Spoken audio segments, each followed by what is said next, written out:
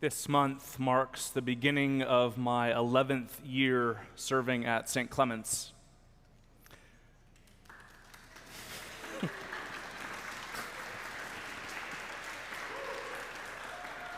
Thank you.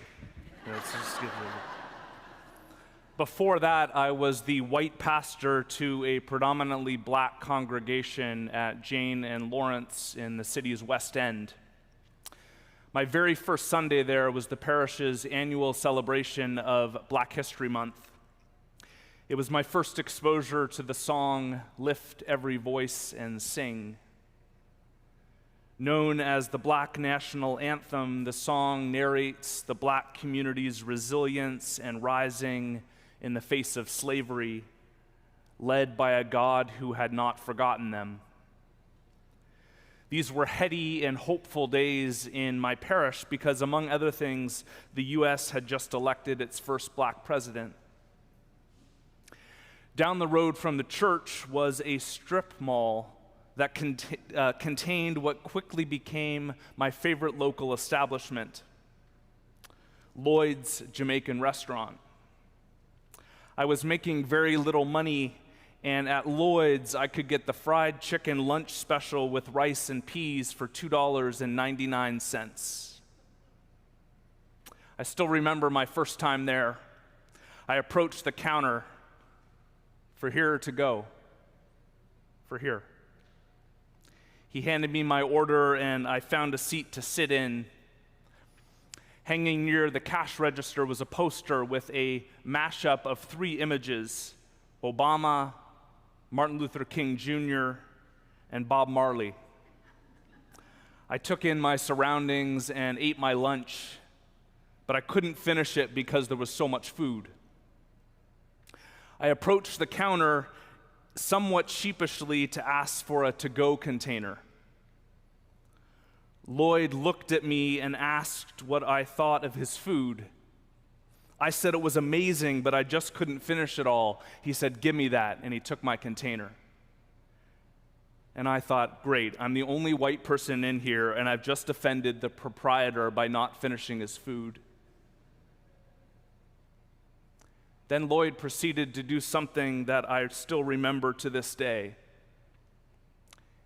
He took my container and filled it up with more rice and peas and another piece of fried chicken, put it in a plastic bag, and handed it back to me.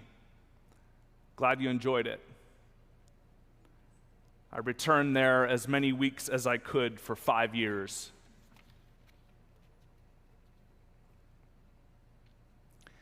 The people of God had been enslaved so long they forgot what freedom tasted like.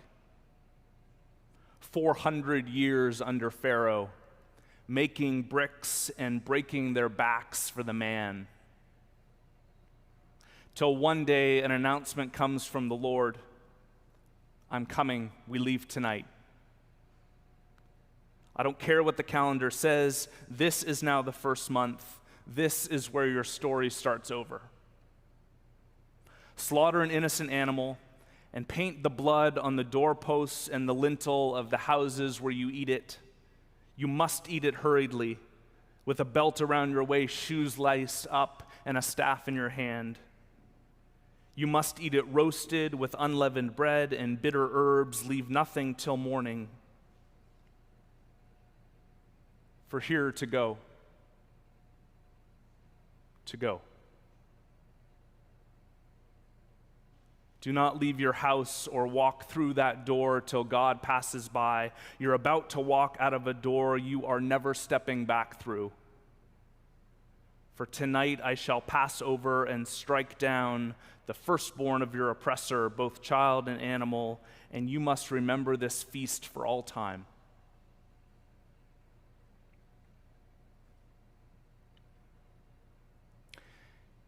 In their song, Exodus, Bob Marley and the Wailers sing, "So we're gonna walk, all right, through the roads of creation. We, the generation, tell me why, trod through great tribulation, trod through great tribulation. Exodus, all right, movement of Ja people."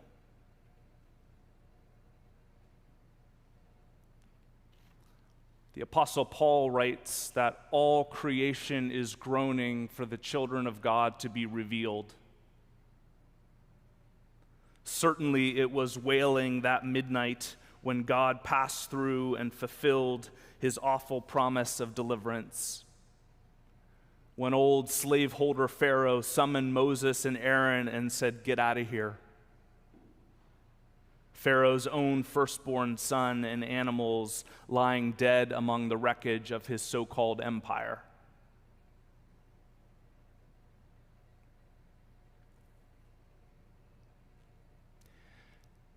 Today we enter the season of creation.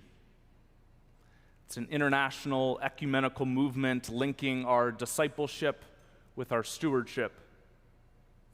And over the next 5 weeks or so, through sermons and songs and scripture and prayers, we'll explore the rich links between worshiping God as creator and learning to steward the creation of which we are a part. In today's scripture, it must be said that creation begins not with adding, but with taking away. Addition is preceded by subtraction.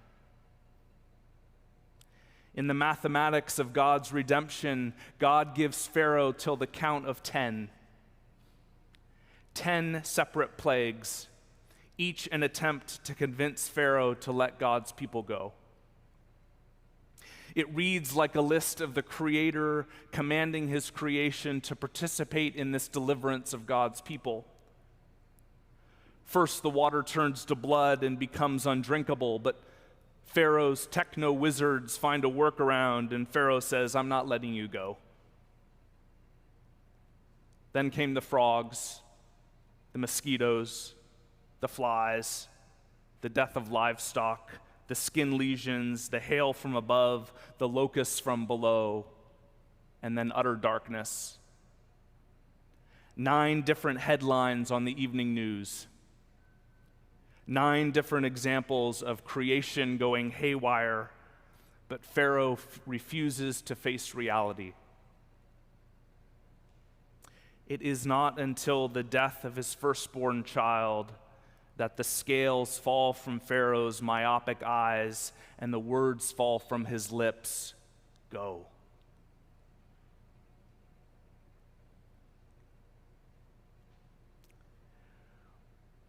We no longer need to imagine plagues as biblical phenomena from distant lands. In 2023, they lie just beyond our front door.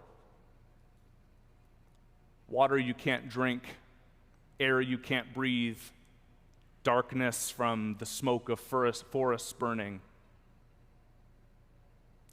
The evidence for human-caused climate change is overwhelming and compelling, and as someone learning to follow Jesus Christ, I care about this because I believe in a loving Creator who created all things, in the words of the ancient creed, visible and invisible.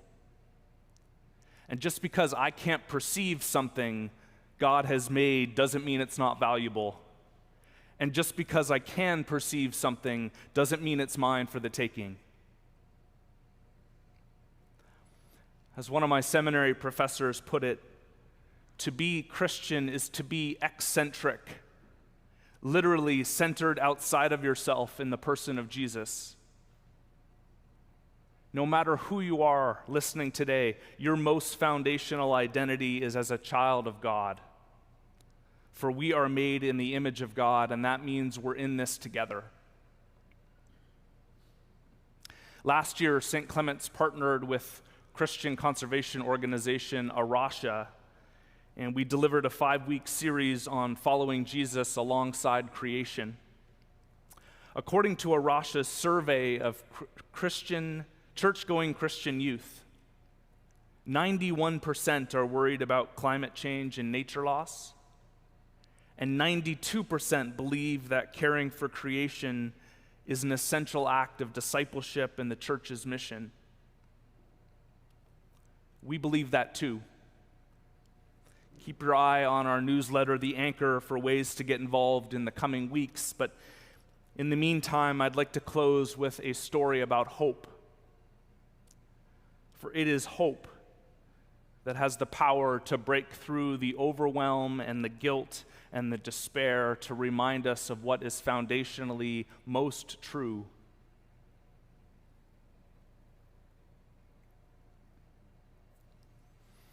On the walk to and from my kids' school, we always take the alleys. Our alley winds past a vacant property that used to house a gas station. The property is surrounded by a large expanse of concrete retaining wall. For the 8 years I've lived in the neighborhood, that land has been abandoned. From what I understand, a contaminated site must lie fallow for a time until the toxins in the soil are diluted or eliminated. How long does that take? I don't know. But dozens of channels or pipes are dug into the site like little wells to test what's underneath. In the intervening years, I've watched the vacant lot go from weeds to grasses to forest. Small to be sure and immature, but forest nonetheless. With my kids returning to school this week, I hadn't walked through that stretch of the alleyway in a while. And this week, while walking to pick up my 8-year-old daughter, I noticed the fresh paint of graffiti at about door height, so that anyone passing over or by it could see. And this is what it said: I still love you. A teenage girl trying to win back a lover who left her once summer ended? Maybe. A one-time immigrant who fled the tribulation of his home decades ago to make a new one here, scribbling a love letter to a city who welcomed him with open arms. Perhaps. Or is it God showing up where we least expect it, in an abandoned gas station turned forest, reminding us in the back alleys and the hard edges of our lives, I can grow a forest here, and I still love you.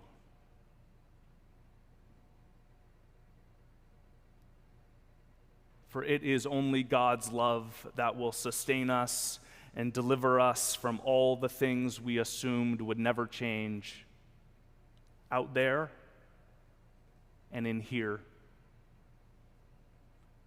And of this love we can be sure. Thanks be to God.